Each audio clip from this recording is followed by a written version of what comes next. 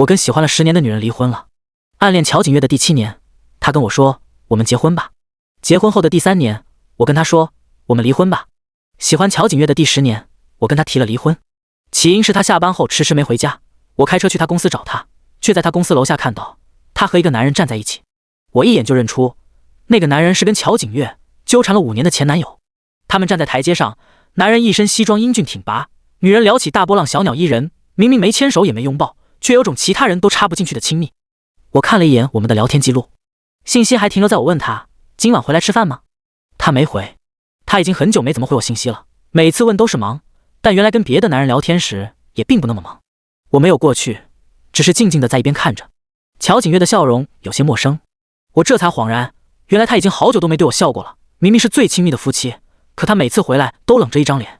我以为是他工作太累了，原来只是我不是那个能让他笑出来的人罢了。他随意一瞥，脸上的表情随即凝住了。随即他跟男人说了些什么，男人笑容淡了下来，却还是跟他挥了挥手，看了我一眼后转身离开了。乔景月走过来，打开车门坐上副驾后拧眉道：你来干什么？我平静道：接你下班啊。你不是说不会让江鹤坤进你们公司吗？乔景月眉心更紧，江鹤坤是正儿八经耶鲁大学毕业的，又在华尔街摩根士丹利干了好几年，这种人才去哪里找？我凭什么不让人家来？他有些不耐烦，你能不能别脑子里每天只有情情爱爱这点事？你看看人家现在是什么样子，好几家公司抢着要不是我跟他认识他都不一定来。他话里的比毫不遮掩。我看着远方夜里灯光交织的车流，没再说话。到家后，乔景月也不跟我说话，进了书房后用力摔上门。他生气了，他自己不知道，他只有心虚的时候才会用生气来遮掩，大概也只有在他身边陪伴了10年的我才能这么了解他。可我有时候也恨自己为什么要这么了解他，糊里糊涂的好过这样清醒的痛苦。谁都没有先开口，我也没有像往常那样大吵大闹，我们就隔着一扇门冷战。片刻后，书房的门被粗暴的推开，乔景月黑着脸道：你到底想怎么样？我告诉你，江鹤坤我不可能辞退，你要么接受，要么咱们就离婚。谁离了谁也不是活不了。陈一坤，我告诉你，我打断了他，轻声道：不用辞退他，我们离婚吧。乔景月一顿，你说什么？他似乎是气笑了，眼角眉梢带上了一丝嘲讽。陈一坤，我没跟你开玩笑，你差不多就得了。江鹤坤这事儿没得商量，你别现在跟我撂狠话，到时候又回来哭着求我。他鄙夷道：跟条狗似的。乔景月说话向来这么口不择言，第一次他这样跟我吵架时，我把自己关在屋里一整天没出门，感觉心都要碎了。可是现在心底只是传来细微的痛，很快被麻木取代。我没和他吵，从包里掏出离婚协议放在桌上，协议我已经签好字了，房子归你，现金和车归我，差不多1人1半。你要是还有什么要求，我们可以再商量。乔景月沉默了，他有些难以置信地打量了我一眼，随即那惊疑又变成了愤怒。他一把抓过协议，扫了一眼后冷冷道：行，你有种。陈一坤，我签了名就不会回头了，你想清楚。我把笔递给他，乔景月的脸刷一下就黑了，他一把地从我手里抢过笔，刷刷签上了自己的名字，一把把协议扔到了我脸上。明天就去离婚。他怒气冲冲道：谁不去谁是孙子。我点点头，明早9点，我已经预约好了。他一愣，我没再说话，关上门回了客卧。门外传来砸东西的声音，我点上一根烟，烟草香气在白雾里弥漫开来，我深深地吸了一口。到底是怎么走到这一步的呢？明明一开始我也是想要幸福的。我跟乔景月是闪婚，于他而言这场感情来的突兀，但对我来说，这已经是我暗恋他的第7个年头了。那时候他刚跟江鹤坤分手，他们在一起的时候我从来没去打扰，分手后我才参加了有他的聚会。那场同学聚会他喝了很多，到最后都喝红了眼眶。我知道他是因为江鹤坤。那时候江鹤坤刚刚接到了耶鲁大学的录取通知书，但是乔景月已经接手了他爸的公司，打算在国内发展。两个人无法说服彼此，相爱了5年的情侣到底还是在大吵一架后分道扬镳。离开的时候，好几个朋友知道我一直喜欢他，挤眉弄眼的让我送他回家。我没办法，打了辆车搀着他，半抱半扶的把他弄回了家。乔景月压在我身上，滚烫柔软的触感让我心猿意马，两只手都不知道该放在哪里，胡乱腾出手去按开关。一片黑暗里，他在我耳边醉醺醺道：困。含含糊糊的我没听清楚，还以为他在叫我。带着酒气的热息缭绕在我耳边，我浑身一僵，控制不住的有了反应，在他亲上来的时候没有躲开。第二天一早，乔景月冷静下来，好像昨晚什么也没发生过一样。我只能尴尬离开，他也没有再联系我。我在家里待了好几天，最后还是鼓起勇气给乔景月发了个微信：今天有空吗？要不要一起去看电影？乔景月一天没回我，就在我彻底失去希望的时候，他却突然给我打了个电话。电话里他的声音听不出情绪，我怀孕了。陈一坤，我们结婚吧。我现在都记得我听到他这句话的时候是什么心情。我第一次知道心花怒放居然是一个如此贴切的词，好像烟花炸开在我心上，简直比中了头奖还让我头晕目眩。我压抑住狂喜的心情，装作平静问他，你喜欢我吗？我不希望你是因为孩子才跟我在一起。乔景月沉默许久，避开了我的问题。你别想太多，一会儿来找我。挂了电话后，我双手紧紧攥住，满脑子都是穿着高中校服17岁的乔景月，情不知所起，一往而深。我不知道我是什么时候喜欢上乔景月的，高中晚自习他杵着脸朝我笑得眼睛弯弯的时候，还是他把奶茶放在我桌上说请你啊的时候。我只知道我已经喜欢了他太久太久，就好像在黑夜里踽踽独行的人终于看到了黎明的天光。虽然他爸妈并不喜欢我，彩礼要得很高很高，还在婚礼上百般刁难我，虽然那个孩子到底最后还是没保住，但那时候我真觉得我是世界上最幸福的人，能跟他在一起，苦都变成甜了。多蠢啊！黑暗里我嘴角溢出一丝苦笑，没想到才短短3年啊，梦就碎了。第二天一早，我已经收拾好了，乔景月却还没起。我敲门许久，他才穿着一身酒红色吊带睡衣，光着脚满脸不耐地打开了门。你就这么着急？我看了一下表，如果过点了就要重新预约了。我顿了一下，你一直说要离婚，现在终于能实现了，难道不高兴吗？我高兴。他咬着牙笑道，我当然高兴，正好江河坤也回来了，你倒是挺识趣的，该腾地方就腾地方。我点点头，那走吧。一路上我们谁也没说话，乔景月一直冷着脸，我却已经习惯了。不知道从什么时候开始，我们就很少说话了。我一开始是很喜欢和他说话的，喜欢了他那么多年，我攒了好多好多的话想和他说。在路边看到一只狗，听到一首好听的歌，看了一部好看的电影，我都会发给他，可他很少回我，往往是过了很久他有事儿要找我了，才会勉强回一个我没办法骗自己，他就是天生不爱说话。因为明明我见过江河坤发的朋友圈，聊天记录里乔景月似乎成了一个我不认识的人，那样娇憨可爱，秒回他的所有话题。时间久了，我也就不太发了。到了民政局，大姐调解了我们许久。你们是感情破裂了？乔景月刚要说话，我笑着回答，没有，我们是闪婚，本来就没有感情基础，现在感觉不合适，过不下去了。乔景月看了我一眼，神情复杂。大姐劝了半天都被我挡回去了，最后叹了口气道，1个月的冷静期，你们再回去想想吧。小两口男才女貌的多般配啊，你们年轻人就是爱冲动，回去多想想对方的好。我想了想，乔景月长得好，高中时候就是我们学校的校花，他家世也好，家里父母是开公司的，不差钱儿。大学时候我们还坐公交的时候，他就开着跑车和江河坤出双入对了。他性格也挺好的，身边朋友一大帮，从来不会冷场。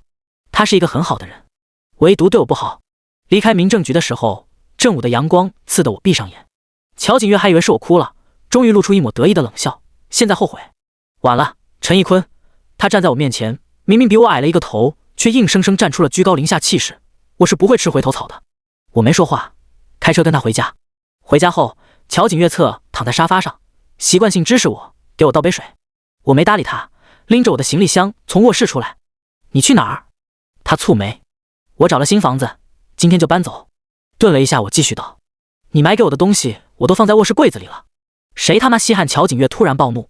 我扯出一丝笑，都要离婚了，好好告个别吧。你以后好好照顾自己，少喝酒，你胃不好。你谁啊？管得着吗？他猛地站起身来，一把拉住我的箱子，打开门就用力连推带扔踹了出去。要滚就赶紧滚！他眉眼压低，眸子里全是积压的怒火。我看着地上的箱子，愣了一下，随即我不再说话，走过去拎起箱子，进了电梯后再也没回头看他。背后的视线炽热，像是要在我后背上烧出一个洞来，可最后还是被关上的电梯门彻底斩断。我没要房子，是因为我不想再和乔景月有什么瓜葛了。我不想再看到他的东西，闻到他的味道，想到和他有关的任何事。其实离婚这件事，我早就想好了。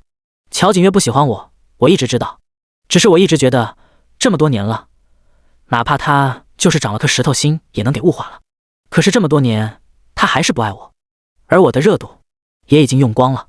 我这才明白，原来真的有人是无可替代的。大概他在面对江河坤时的笑容，任我如何努力都是看不到的。我搬到之前租好的一处房子里，还没放好东西，乔景月妈妈就来电话了。小陈，胃药你给景月买了吗？我怎么听说最近她胃又不怎么好？不是我说你啊，小陈，当初景月要嫁给你的时候，我就不同意的。你别嫌我说话难听，你说你哪一点能配得上我们景月？房子你都得住我家的，比他之前处的那个小江差远了。我就是看你对景月还不错，才勉强让你进门的。可你看看呢，这些年你俩也没生孩子，我也不愿意说这个话，但是不是你身体不行啊？我跟你说，我们景月可不能没孩子的。你要是有毛病，趁早说。现在景月还年轻，可别耽误。我握紧手机。乔景月家有钱，他妈一直看不太起我家。当初我爸妈为了我陪着笑脸去，也只能热脸贴他的冷屁股。这些年，他一直都看我很不顺眼，任我再怎么讨好也没用。其实这种话他已经不是第一次说了。每次我们见面，每次他给我打电话，都会复述一遍我是如何高攀上乔景月，而他家又是多么勉为其难。乔景月从不为我说话，他只告诉我，他妈说的难道不对吗？说他妈妈为了接受我，已经付出很多了，所以每次我都忍着。但是这次，我没必要再忍了。我面无表情道：“阿姨，我们已经离婚了，我没义务再给他买药了。顺便说一声，你没生我也没养我，没资格对我指手画脚。看不惯我的话，这边建议你把自己眼睛戳瞎，不要再看。”说完，我也不管那边什么反应，直接挂断，把这个号码拉黑。想了想后，我又把乔景月家里的微信群全退了，把他家所有亲戚联系方式全部删除拉黑，包括他的。做完了这一切，我才长长出了一口气，躺在床上。离婚没我想象中那么难过。乔景月每次吵架都很喜欢用离婚威胁我，他似乎是拿捏住了我不会离开他，利用我的爱肆无忌惮地伤害我。也如他所料，第一次听他这样威胁我的时候，我确实怕了。他说的很对，我像狗一样跪在他身前，说我错了，我会改，只要他不离开我，要我做什么都行。我用掌心盖住眼睛，感受到一阵湿热，只是心痛也会有阈值的。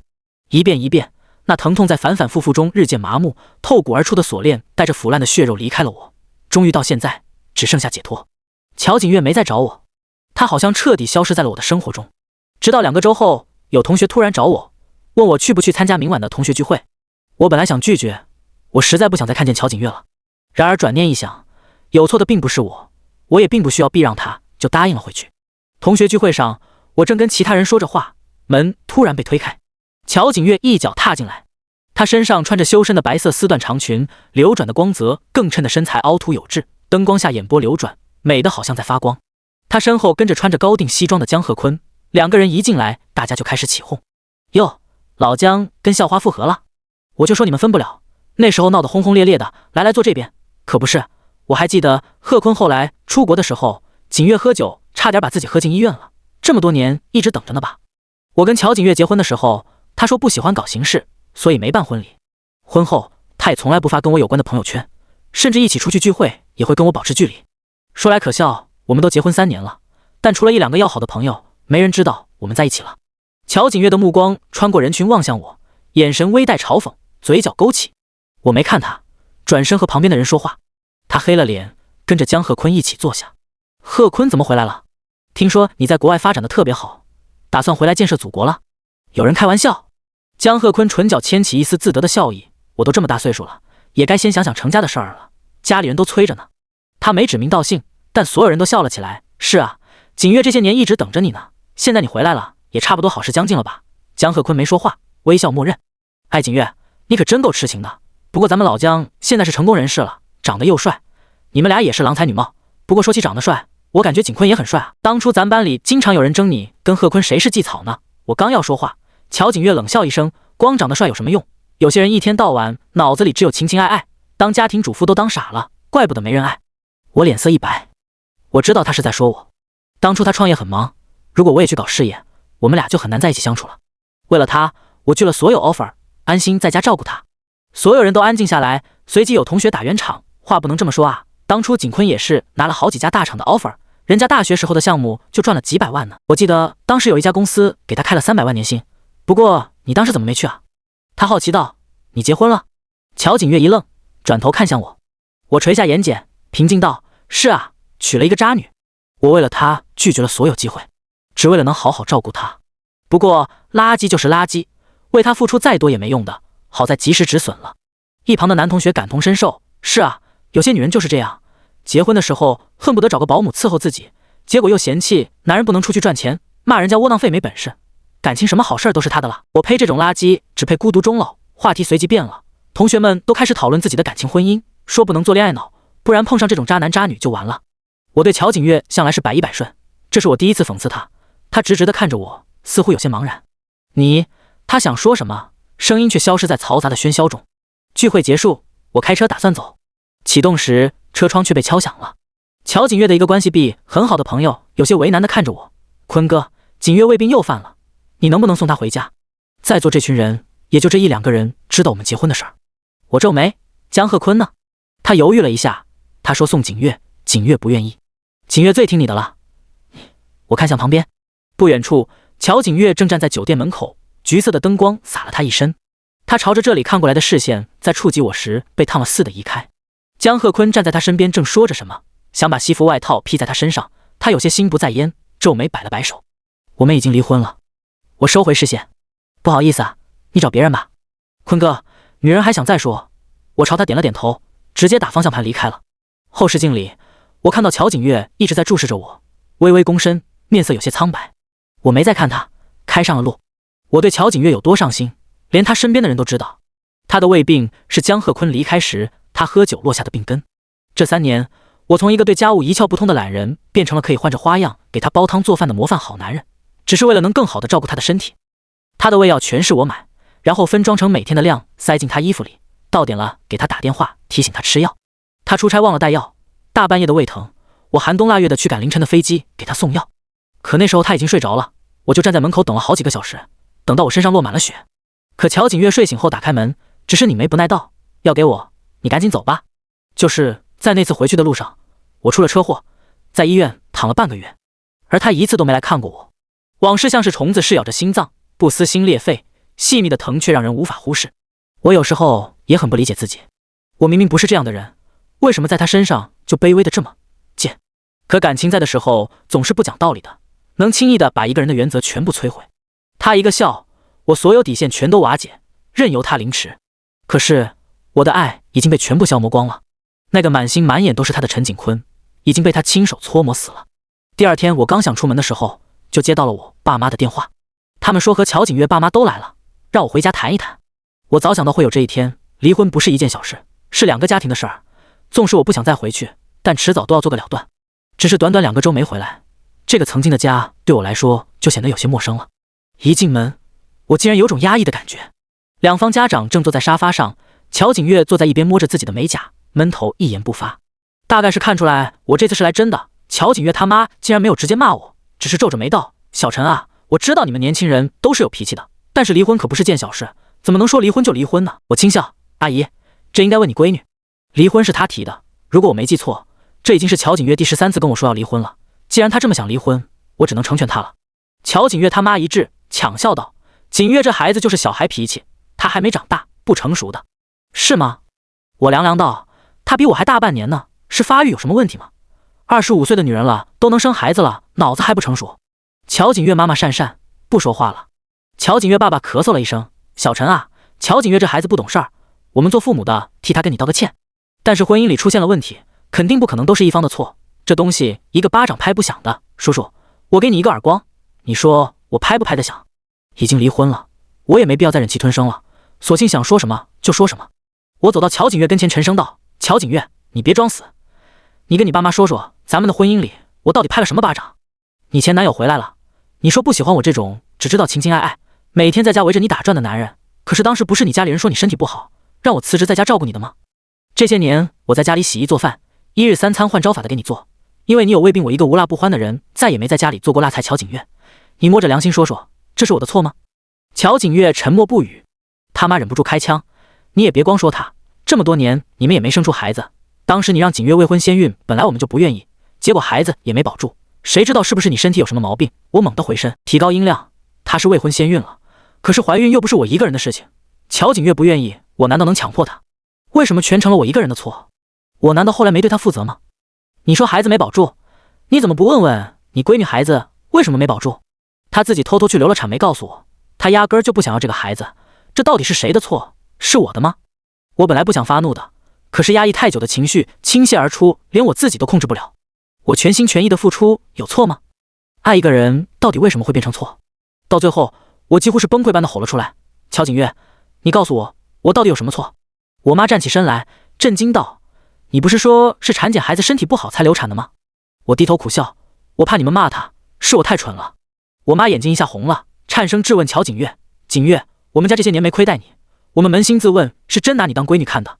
你妈要88万彩礼，你不让办婚礼，你家里人对易坤百般看不惯，我们都没说什么。我们知道易坤喜欢你，只希望你俩好好的。你就是这么对他的。”乔景月脸上血色霎时褪去：“对不起，妈，你别叫我妈，我不是你妈。”我妈高声喝道，眼里全是喷涌的怒火。我爸也面色难看，低下头攥紧拳头。乔景月，我不知道你把你爸妈和我爸妈叫来是什么意思，但我这么多年没什么对不住你的地方，我不想闹得太难看了，我们好聚好散吧。我疲惫道。乔景月抬起头，他眼底情绪揉杂，嘴唇翕动许久后才轻声道：“你没有错，走到这一步都是我的错。对不起，我不是故意的，我只是景坤，给我个机会补偿你，我以后不会再这样了。”我眼里浮起一丝讥讽：“你当然不是故意的，你只是一边享受着我的好，一边嫌弃着我。”乔景月，我有的时候真的想不明白，你并没给我什么，也没有权利决定我什么，你只是仗着我爱你，不断的向我索取，可我哪怕把心都挖出来给你，你也只会嫌弃，有血腥气。我爱你才会对你好，可你却利用我的爱一遍一遍的伤害我，还这样居高临下。我凑到他面前轻声道：“你到底是个什么东西？”乔景月，你凭什么？乔景月眸光颤动，面色苍白的像是大病一场。面对我的质问，他一句话都说不出来，好似被我的话万箭穿心一样，竟然第一次在我面前落入下风，单薄却坚韧的脊背一寸寸压弯。江鹤坤回来了，你明明跟我说不会让他进公司，然后又把他留下。乔景月，你对婚姻不忠，背弃承诺后又把一切都推到我身上，说我脑子里只有情情爱爱，如今不是正好，我成全你们。乔景月急切的抬头，我跟江鹤坤没什么关系，我们只是同事。我嘲讽道：“你敢说你没有旧情复燃的心思？普通同事需要天天一起吃饭，抱着手机发消息吗？”乔景月，你是不是觉得别人都是傻子，心甘情愿被你糊弄？乔景月张了张嘴，没说出话来。我站起身来，默然道：“话我已经说完了，我希望你不要再来打扰我了。”走出家门前1秒，乔景月叫住了我，他声线颤抖，像是一直装在套子里的人第一次被割裂出来，这才终于看清自己。陈景坤，如果我愿意改，我们还有可能吗？我回头看向他，他的眼神竟然有些惶然。乔景月在我面前一直是高傲的骄矜，不屑一顾的，在这场感情里，他总是上位者。我从没见过他这样惶恐的样子。晚了，我低声道，随即关上了门。离开乔景月后，我开始投简历，打算出去工作。好在我毕业时间还不算太长，当初的项目做得也足够好看，现在仍然有很多公司抢着要我。在他眼里，我大概是一无是处，连江鹤坤的脚后跟都比不上。所以在这段感情里，我不断的陷入自我怀疑，我每天都活在痛苦里，问自己是不是真的那么差劲。可是现在我才发现，他并不能决定我。我很好。晚上回家，我给自己下厨做了很多菜，打算奖励一下自己。再过几天冷静期就结束了，我就可以彻底脱离这段感情了。可是一个电话打断了我的好心情。江鹤坤的声音在电话里有些失真：“我们谈谈吧。”我看着手里的筷子有些不耐：“我跟你没什么好谈的，你也不希望我总来找你吧？有些事情最好还是说开了好。”明明是他来找我，态度却十分高傲。我干脆利索地挂了电话。第二天他再打来的时候，态度就好了许多。我只是有些事情想和你沟通一下，只1个小时，我不会耽误你时间的。我不想去，又怕他没完没了，天天烦我，只能找了个时间和他碰了一面。江鹤坤开门见山：“我不希望你再和乔景月联系了，既然你们分手了，就彻底一点，别再藕断丝连了吧。”我看着这个男人，他穿着一身意大利手工定制西装，头发梳到在脑后，帅气又不失干练。不怪乔景月喜欢了他这么多年。你也知道，当初是我先跟他在一起的，我们感情很好，要不是你插足，说不定我们早就复合了。现在你们离婚了，我不希望你再来影响他了。我冷笑：“我早就把他拉黑了，哪来的藕断丝连？”江鹤坤满脸不信：“景月这些天一直魂不守舍的，如果不是你一直找他，还能是谁？”我发现你们这些人真的特别会自说自话。我笑了，厉声道：“我插足？我插足什么了？你们分手，我们才在一起，这也算插足？乔景月不和我结婚，我难不成能把刀架在他脖子上，逼他跟我在一起？你为什么不回去问问他？至于你说的我找他……”我把咖啡放下，看着江鹤坤不屑道：“你放心，喜欢他你就好好看着他，我对这个女人已经没兴趣了。”江鹤坤还想再说，却突然睁大眼睛。乔景月从我身侧急匆匆走过来，一把他扯了起来，怒气冲冲道：“你有病吧？谁让你来找他的？”江鹤坤面色一黑：“我找他怎么了？你们都要离婚了，你还想着他干什么？当初是你跟我说他性格无趣，只会围着你转，你很烦他的。”乔景月一僵：“转头看向我。我无所谓的抱着胳膊，这些话我已经听了太多遍，如今已经不会再伤到我了。乔景月咬牙：“你疯了！我跟他怎么样轮不到你来管，我们还没领证，还没离婚。”江鹤坤震惊的看着他，明明是我们先在一起的，你也说忘不了我不是吗？乔景月，你忘了我们以前的事儿已经过去了。乔景月冷冷道：“我有老公，我跟你没关系。”他盯着江鹤坤一字一顿道：“我警告你，别再来找他，不然我对你不客气。”江鹤坤脸色难看到吓人，他定定看了乔景月许久，最后扯出一丝惨笑：“乔景月，算你狠！”他猛地把手甩开，背影有些狼狈的快步出了咖啡厅。乔景月把我拉出了咖啡厅，他沉默了一会儿，开口道：“对不起，你说的对，一开始我确实是抱着和江鹤坤复合的心思，那时候我太年轻，被甩了太不甘心，所以他回来了之后，我总想着要他看看我现在多成功，让他后悔。我把这种执念当成了爱情。”他搓了一把脸，低声道：“现在我才明白，其实我早就不爱他了。”不知道什么时候下雪了，纷纷扬扬的雪花落在乔景月肩头，他却恍然未觉，只是苦笑。那天你说完之后，我回家想了很久，我发现自己真的不是东西。我觉得你没有我不行，你离不开我，所以仗着你爱我，肆无忌惮的伤害你，甚至看不起你。其实现在想想，你只是爱一个人，你爱的坦坦荡荡，全心全意，你的爱很高贵，我才是最卑劣的那个人。远处的路灯亮起来，他睫毛上落下一片雪花，又很快化成晶莹的水滴。他声音低了下来：“你离开家以后，我胃疼的时候没人再给我熬汤，我想吃药却找不到，想买却发现我连药的名字是什么都不知道。现在我才知道，根本就不是你离不开我，是我离不开你。我每天魂不守舍，我不喜欢这种茫然的感觉，可我确实不知道自己要干些什么。床单冰凉凉的，冷得我害怕。”乔景月捂住脸，惨笑出声，嘶哑道：“原来我早就爱上你了。”他说了这样多的话，让我都有些惊讶了。跟我在一起的时候，乔景月总是很吝啬回应的，任由我一个人唱着独角戏。原来他的话也可以这么多，只是来的有些不是时候，我已经不想听了。我伸手接住一片雪，凉凉的，化在我手心。乔景月，你不是爱我，你只是觉得不习惯一直围在你身边的人离开罢了。你只是害怕不会再有像我这样爱你了。我转身要走，乔景月却一把拉住了我。他微微弓下身子，神情几乎称得上是卑微了。景坤，算我求你，我乔景月这辈子就没求过人，但我求你，再给我一次机会好不好？之前是我错了，我不知道你在我心里已经这么重要了。我以后会，我把他的手扯掉，打断了他。乔景月，没人会在原地一直等你。我不是你爸妈，他们只有你一个女儿。可是对我来说，女人有很多。乔景月在原地站了很久，他大声叫着我，带着几分撕心裂肺的味道。陈景坤，漫天风雪里，他穿的单薄，逐渐红了眼。我不会离婚的，我回头淡然道。那我就去起诉离婚。乔景月，你这样太难看了，不要像条狗一样。他像是突然被掐住了脖子，定定地看着我，神情悲痛又悔恨，一滴泪从他眼眶中突兀地掉了下来。这是离婚时他对我说的话，现在被我原路奉还。我终于理解了他，原来不爱的时候，伤人的话可以这么轻易地脱口而出。他终于后悔了，可惜对的答案来得太久，已经变成错的了。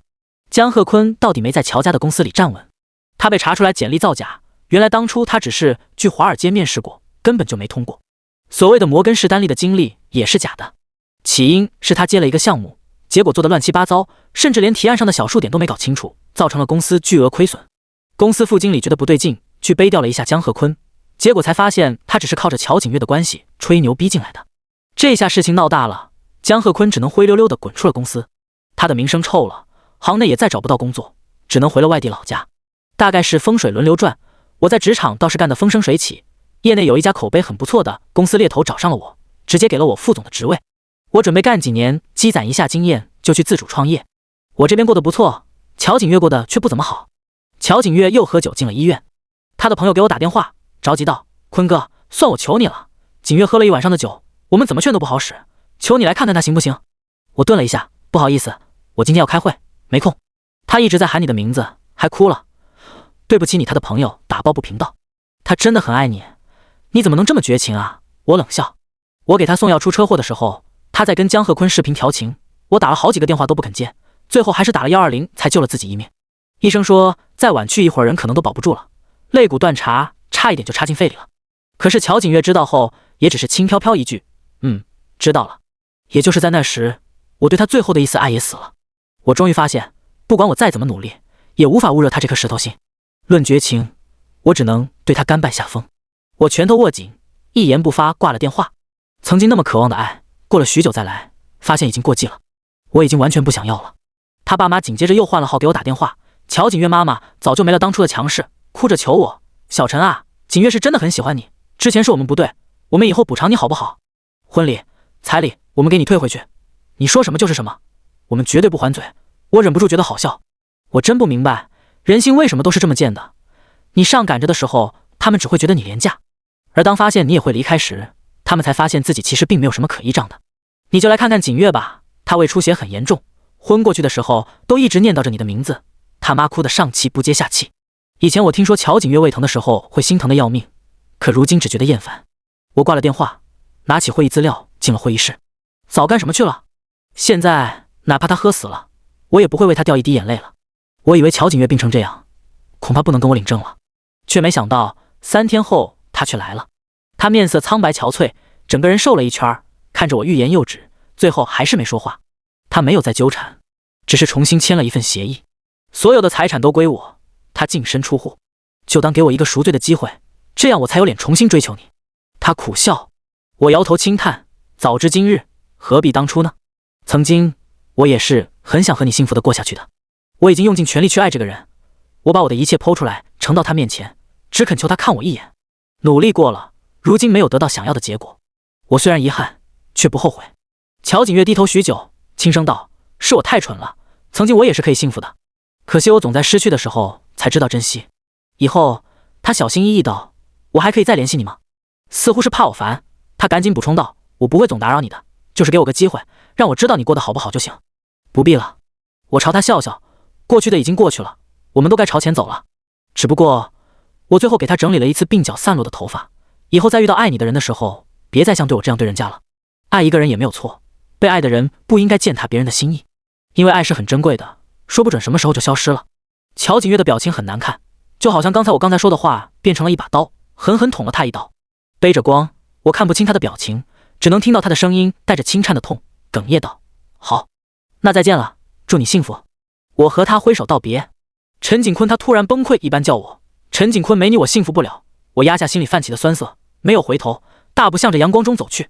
我爱一个人的时候轰轰烈烈，坦坦荡荡，把我有的一切尽数奉出；不爱的时候，我也绝不回头。过往的一切已经消散，我不会向后看，只会继续向前走。就到这里吧，永别了，乔景月。